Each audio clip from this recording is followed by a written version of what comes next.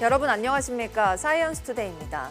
오늘은 절기상 입추지만 여전히 무더위가 이어지고 있습니다.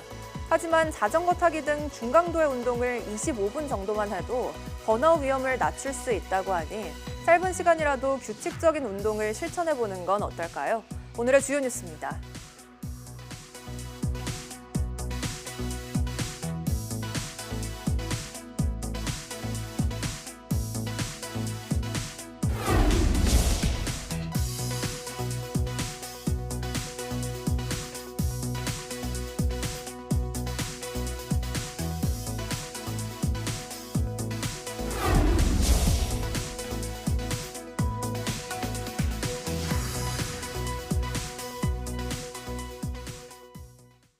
절기상 입추인 오늘은 점차 맑은 날씨를 되찾겠고 낮에는 서울 기온이 32도까지 오르며 한낮 더위가 지속하겠습니다. 기상청은 어제와 오늘 비를 뿌린 비구름대가 빠져나가고 점차 서쪽에서 다가오는 맑은 구역에 영향을 받겠다고 밝혔습니다. 다만 호남과 영남 지방에 5에서 20mm의 비가 산발적으로 이어지는 곳이 있겠습니다. 오늘 낮 기온은 서울 32도, 대전 31도, 대구 33도로 한낮에는 다소 덥겠습니다. 이재명 대통령은 지난달 16일에서 20일 사이 전국에 걸쳐 내린 집중호우로 큰 피해를 본 36곳을 특별 재난지역으로 추가 선포했습니다. 충남 아산시와 광주 북구 등 16개 시군구와 20개 읍면동이 포함됐습니다. 앞서 지난달 22일 이 대통령은 피해 규모가 특히 컸던 6개 시군을 특별 재난지역으로 먼저 선포했습니다. 여름철 덥고 습한 날씨에 식중독균이 발생할 위험이 커지고 있습니다. 이에 국내 연구진이 대규모 장비 없이 현장에서 진단키트로 손쉽게 식중독균을 검출할 수 있는 기술을 개발했습니다. 임늘솔 기자입니다. 무더운 여름 음식물 관리에 조금만 소홀해도 식중독 위험이 커집니다. 식중독은 위장염은 물론 심하면 폐혈증까지 이어질 수 있어 예방이 어느 때보다 중요합니다. 하지만 기존 검출 방식은 DNA를 정밀하게 분리하는 정제 과정을 거쳐야 해 복잡하고 비용이 많이 들었습니다. 이에 국내 연구진이 현장에서 빠르게 식중독균을 진단할 수 있는 기술을 개발했습니다. 이번 기술은 식중독균 DNA를 정제해 분리하는 대신 특정 온도에서 활성화시켜 양을 증폭시킨 뒤 검출하는 방식입니다. 이후 DNA와 반응하는 금 나노 입자를 통해 감염 여부를 확인합니다. 특히 이 나노 입자로 진단 키트를 만들어 누구나 현장에서 쉽게 식중독균을 검출할 수 있습니다. 기존의 기술은 균을 검출하는 데 2에서 3일 정도가 소요가 되었고 고가의 기자재가 필요하다는 단점이 있지만 저희 기술에서는 두세 시간 안에 검출이 가능하고 단순한 키트 형태로도 진단이 가능하다는 장점이 존재합니다. 이 기술이 상용화된다면 학교나 군대처럼 위생관리가 중요한 시설에서 자체적인 검사와 모니터링이 가능할 전망입니다. 좀 더 많은 실제 샘플을 통해서 저희 기술이 좀 더 유용하고 정확도가 있는지를 검증할 계획을 가지고 있습니다. 연구팀은 식중독균뿐 아니라 호흡기 바이러스나 항생제 내성균 등 다양한 병원체로 연구를 확대하고 있습니다. YTN 사이언스 임늘솔입니다. 강원도 강릉의 한 의원에서 허리 통증 시술을 받은 뒤 이상 증상이 발생한 환자가 12명으로 늘었고 이 가운데 1명이 숨졌습니다. 황색 포도알균 집단 감염이 의심되면서 보건당국이 최근 한 달간 시술받은 440여 명을 대상으로 조사를 확대하고 있습니다. 송세혁 기자입니다. 강원도 강릉의 한 의원입니다. 이곳에서 허리 통증 완화 시술을 받은 뒤 극심한 통증과 의식 저하 등을 호소하는 환자가 4명 더 확인됐습니다. 이로써 이상 증상 환자는 모두 12명으로 늘었습니다. 대부분 60대 이상 고령자로 이 가운데 1명은 지난달 27일 숨졌고 3명은 중환자실에서 치료 중입니다. 역학조사 결과 환자들의 혈액이나 뇌척수액에서 황색 포도알균이 검출됐습니다. 해당 의원 의료진과 시술 장비 등에서도 황색 포도알균 16건이 확인됐습니다. 집단 감염 의심 사고가 발생한 이 의원은 보건당국의 시술 중단 권고에 따라 지난 1일부터 휴업에 들어갔습니다. 황색 포도알균은 피부에 흔히 존재하지만 주사바늘 등을 통해 체내로 침투하면 폐혈증이나 뇌 수막염 같은 치명적인 감염을 일으킬 수 있습니다. 무균 상태인 그런 공간에 침투하게 되면은 농양 같은 것을 일으킬 수 있고 더 그걸 통해서 퍼져서 머릿속까지 퍼지게 되면은 이제 뇌수막염이나 이런 것도 일으킬 수 있는 아주 위험한 균이고요. 이번 사고는 한 종합병원이 입원 환자 여러 명이 모두 같은 의원에서 시술받았다는 사실을 확인하고 보건소에 신고하면서 드러났습니다. 보건당국은 최근 2주간 시술받은 269명에 이어 지난달 1일부터 17일까지 시술받은 175명까지 조사 범위를 확대했습니다. 영역을 좀 넓히는 게 좋겠다 싶어서 강원도와 협의를 해서 7월 1일부터 7월 17일까지 시술을 받으신 분들을 대상으로 해가지고 보건당국은 황색 포도알균 유전자 분석 결과를 토대로 감염 경로와 의료진 과실 여부를 조사할 계획입니다. YTN 송세혁입니다. 걷기 등 가벼운 활동과 자전거 타기 등 중강도 운동을 병행하면 직장인의 번아웃 위험이 크게 낮아진다는 연구 결과가 나왔습니다.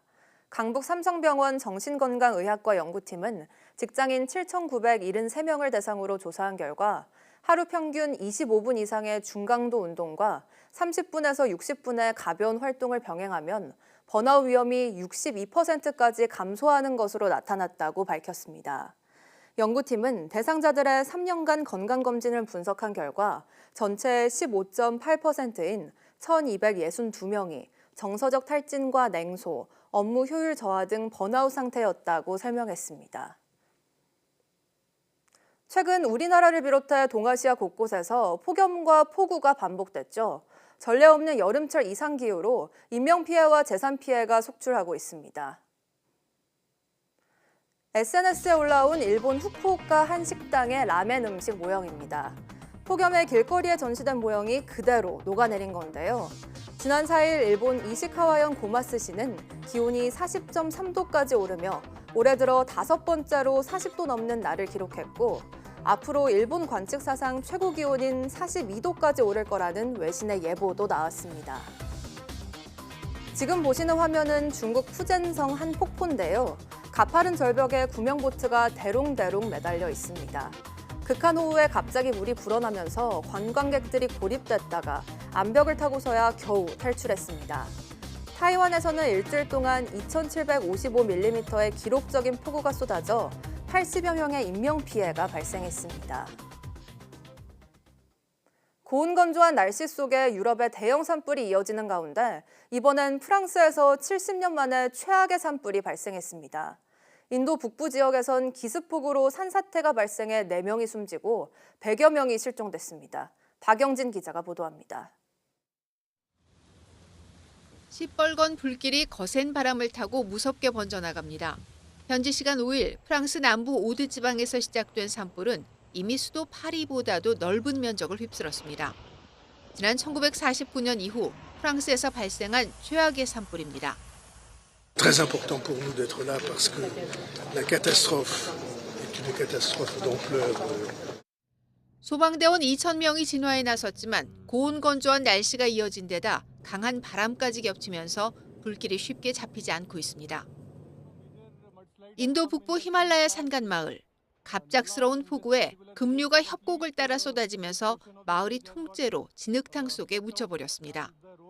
폭포처럼 쏟아져 내린 거센 물길에 사람도 집도 휩쓸려 갔습니다.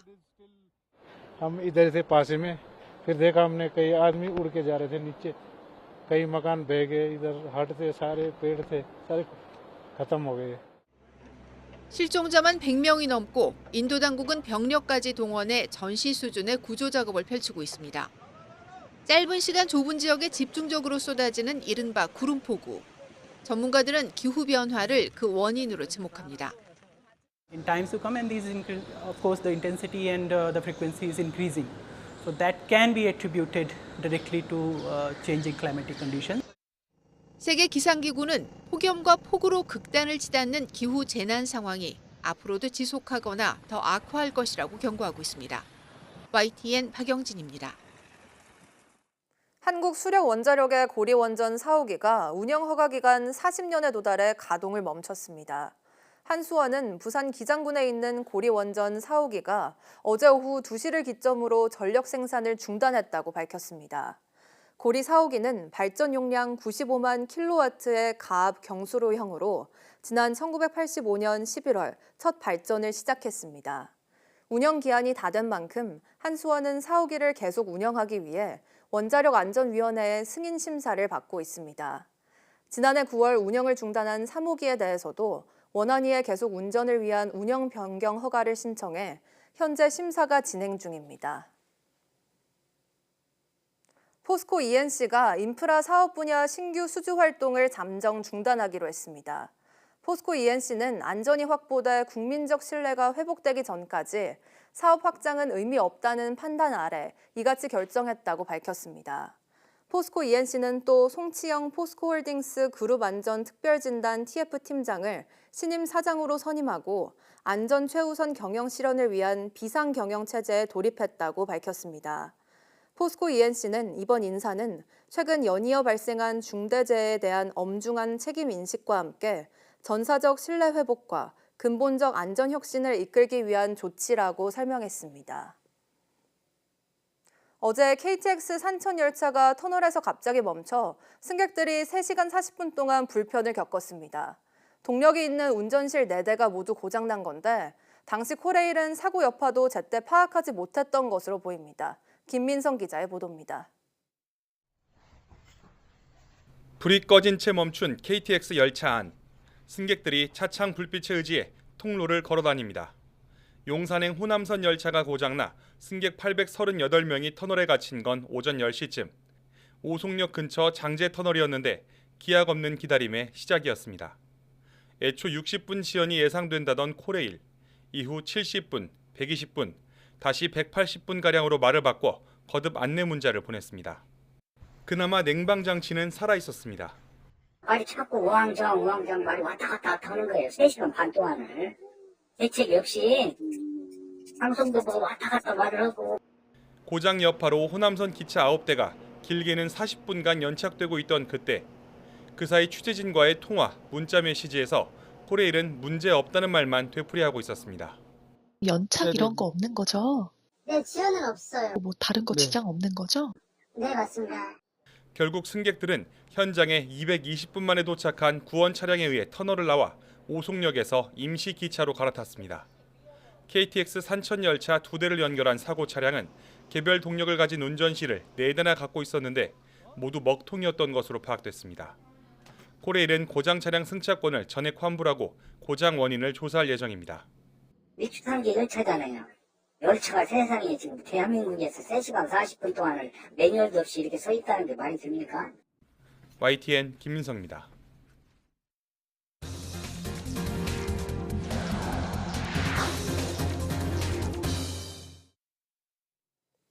하정우 대통령실 AI 미래기획수석은 최근 미국 백악관 과학기술정책실장과 만나 인공지능과 과학기술 협력 방안을 논의했습니다.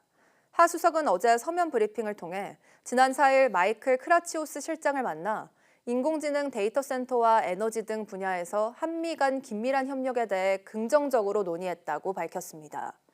또 미국이 최근 발표한 인공지능 액션 플랜과 관련해 인공지능 기술 전반을 해외에 수출하는 풀스택 AI 수출의 의미를 확인했다고 설명했습니다. 이번 만남은 아시아 태평양 경제협력체, 즉 APEC 디지털 AI 장관 회의를 계기로 마련된 것으로 전해졌습니다. 구글이 요청한 고정밀 지도 반출 결정을 앞두고 논란이 가열되고 있습니다. 구글이 지도 반출 필요성을 설명하고 보안 처리된 위성 사진을 구매하겠다고 한 발 물러섰지만 설득력이 떨어지며 우려가 여전하다는 지적이 높습니다. 정부는 내일 회의를 열고 반출 여부를 결정합니다. 차유정 기자가 핵심 쟁점을 짚어봤습니다.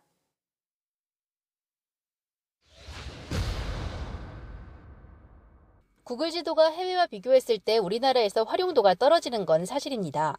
광화문에서 시청역까지 검색해보면 국내 지도 앱에선 도보나 차량 길 안내까지 상세히 제공하지만 구글 지도에서는 나오지 않습니다. 구글은 더 정밀한 지도 데이터가 없기 때문이라며 원인을 우리 정부 탓으로 돌립니다. 하지만 축척이 문제가 아니라는 게 우리 학계의 반박입니다.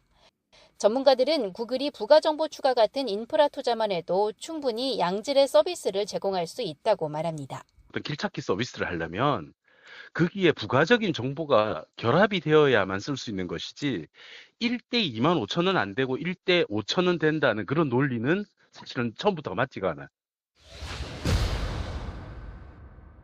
구글은 지난 5일 보안시설이 가려진 위성사진을 구매하는 방안을 검토하겠다고 한 발 물러섰습니다. 그러나 가림 처리를 해도 원본 데이터가 해외로 넘어가는 한 안보정보 유출 우려는 여전합니다. 구글의 자체 위성 데이터와 결합하면 안보시설 노출 위험은 우려스럽습니다. 핵심인 국내 데이터 센터 관리라는 조건에선 양보가 없습니다. 사고가 발생하고 나면 거기에 따르는 우리 정부가 대처할 수 있는 방안이 없기 때문에 더 중요한 예컨대 서버 설치라든가 데이터 센터 설치라든가 이런 전제 조건이 같이 이행되지 않냐면은 구글은 반출을 요청한 1대 5천 축적 지도가 고정밀 지도는 아니라고 주장하지만 정밀도는 상대적인 개념인 만큼 설득력이 떨어집니다. 국토지리정보원도 해당 지도를 고정밀 국가 기본도로 분류합니다. 지난 2007년과 2016년 안보상의 이유로 데이터 반출을 거절한 정부. 이번엔 미국의 거센 통상 압박 속에 한미 정상회담을 앞에 두고 연기 결정을 할 거란 관측이 높습니다. YTN 차유정입니다.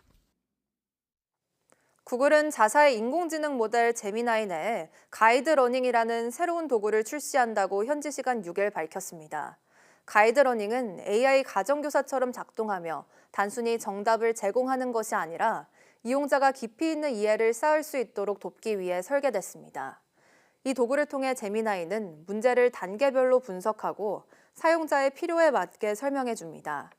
또 단순히 정답만을 주는 것이 아니라 이미지, 다이어그램, 동영상, 인터랙티브 퀴즈 등을 활용해 이용자가 지식을 쌓고 스스로 테스트할 수 있도록 도와줍니다. 삼성전자가 애플의 차세대 칩을 미국 반도체 위탁 생산 공장에서 생산하기로 했습니다. 애플은 미국 텍사스주 오스틴에 있는 삼성전자 반도체 공장에서 전 세계에서 처음으로 사용되는 혁신적인 칩 제조 기술을 개발하고 있다고 밝혔습니다. 이어 이 시설은 전 세계로 출하되는 아이폰을 포함한 애플 제품의 전력 효율성과 성능을 최적화하는 칩을 공급하게 될 것이라고 덧붙였습니다. 업계는 이번 삼성전자의 칩이 차세대 아이폰 등에 들어가는 이미지 센서일 것으로 추정하고 있습니다. 트럼프 대통령에 이어 후임 연방준비제도 의장으로 물망에 오른 케빈 해싯 매각과 국가경제위원장까지 가세해 연준 흔들기에 나섰습니다. 연준 인사들은 의견 차이가 있더라도 앞으로의 대응에 집중해야 한다며 금융 시스템의 안정에 집중해야 한다고 목소리를 높였습니다. 뉴욕에서 이승윤 특파원입니다. 트럼프 대통령은 연일 금리를 인하하라며 제롬 파월 연준 의장의 사임을 요구하고 있습니다. 트럼프 대통령이 차기 연준 의장 후보 4명 중 하나로 꼽은 케빈 해싯 백악관 국가경제위원장까지 연준 흔들기에 가세했습니다. 해싯 위원장은 연준이 금리 결정에 본연의 임무보다 정치를 개입시켰다고 주장했습니다. 트럼프 행정부가 연준의 파상 공세를 펼치는 건 금리가 인하되면 경기 부양과 연방정부 부채 부담 경감이 기대되기 때문입니다. 트럼프 대통령이 사임한 아드리아나 쿠글러 연준 이사의 후임을 임명하면 연준 이사 7명 중 금리 인하파가 3명으로 늘게 됩니다. 연준 인사들은 의견 차이는 있을 수 있지만 관세로 인한 불확실성 대응에 집중해야 한다고 강조하고 있습니다. We maybe shouldn't be surprised when there's more disagreement about how people are reading things through. Particularly highlights the need to lean into the outlook. 차기 연준 의장까지 발표돼 파월 의장 힘 빼기가 본격화할 것이란 우려에 연준 인사들은 연준 흔들기를 우회적으로 비판했습니다. We have to convey stability of the system and stability of the financial system, and there is a communications challenge and a decision-making challenge that we have to be very careful and very. 이런 가운데 미국의 대형 유통업체 코스트코는 관세로 인한 가격 인상 부담을 줄이기 위해 일부 품목의 이익률을 축소했다고 밝혔습니다. 리사 쿡 연준 이사는 미국 기업들이 관세로 인한 불확실성에 대비하는 비용을 세금처럼 내고 있지만 경제 지표에 잡히지 않고 있어 주목할 필요가 있다고 지적했습니다. 뉴욕에서 YTN 이승윤입니다. 구윤철 부총리 겸 기획재정부 장관은 미국 과체류 등 농산물 수입 추가 개방 가능성과 관련해 관세 협상을 통해 추가적으로 개방한 것은 진짜 없다고 말했습니다. 구 부총리는 국회에서 열린 기획재정위원회 전체 회의에서 수입 절차적인 부분을 합리화하겠다는 취지라며 이같이 밝혔습니다. 구 부총리는 수입 절차가 8단계인데 미국에서 시간이 걸려서 너무 느리다는 얘기가 있었다라며 미국 측에서 절차를 과학화, 합리화해달라고 했다고 설명했습니다. 그러면서 통관 시간을 줄이려면 감염병, 전염병과 같은 정보가 빨리 들어와야 하므로 인공지능 활용 등을 통해 정보를 더 빨리 받을 수 있도록 절차를 합리화하겠다는 취지로 말한 것이라고 밝혔습니다. 정부가 다음 달 말부터 중국인 단체 관광객의 무비자 입국을 한시적으로 허용하기로 했습니다. 10월 경주에서 열리는 에이펙 정상회의를 앞두고 관광산업에 활기를 북돋겠다는 취지입니다. 나혜인 기자입니다. 중국인 단체 관광객의 무비자 입국이 다음 달 29일부터 내년 6월까지 한시적으로 허용됩니다. 정부는 10월 초 중국 국경절 연휴를 고려했다고 밝혔습니다. 관광시장이 빠르게 회복되는 상황에서 추가 방한 수요를 유발하면 지역경제 활성화 등 내수 진작 효과를 거둘 수 있다고 기대했습니다. 무비자 입국 기장은 중국이 지난해 11월 먼저 풀었습니다. 사드 갈등과 코로나19 대유행으로 침체했던 양국 교류에 물꼬가 터졌고 계엄 사태 이후 경기 반등이 필요한 우리 정부도 호응 조처를 검토해왔습니다. 외국인 3천만 명이 찾아오는 관광 대한민국을 이루겠습니다.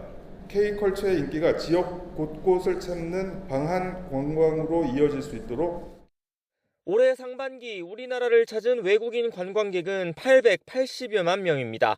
지난해 같은 기간보다 15%가량 늘었고 코로나19 대유행 직전인 2019년도 웃돌고 있습니다. 이 가운데 중국인은 250여만 명으로 가장 비중이 크지만 한때 연간 800만 명 수준이었던 사드 갈등 이전과 비교하면 회복은 안 된 상황입니다.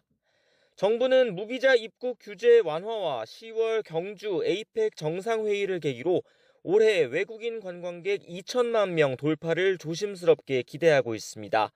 내수 활성화와 함께 한동안 얼어붙은 한중 관계 개선에도 도움이 될지 주목됩니다. YTN 나인입니다. 정부가 문화예술 소비 활성화를 위해 영화에 이어 공연과 전시 할인권을 배포합니다. 문화체육관광부는 2차 추가 경정 예산을 활용해 만원 상당의 공연 할인권 50만 장과 전시 3,000원 할인권 160만 장을 지급한다고 밝혔습니다.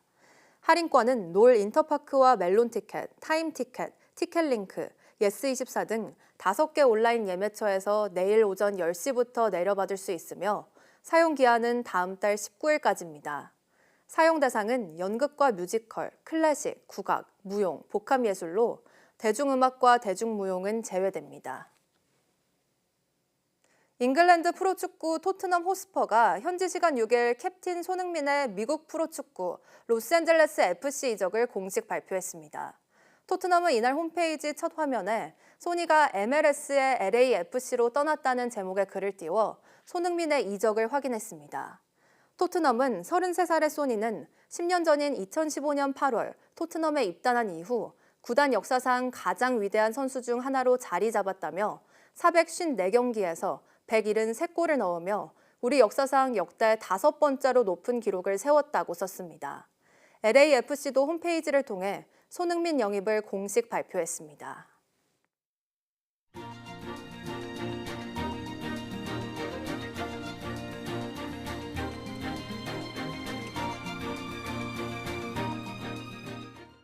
(8월 7일) 오전 사이언스 투데이 마칩니다. 오후 뉴스도 많은 시청 바랍니다. 시청해주신 여러분 고맙습니다.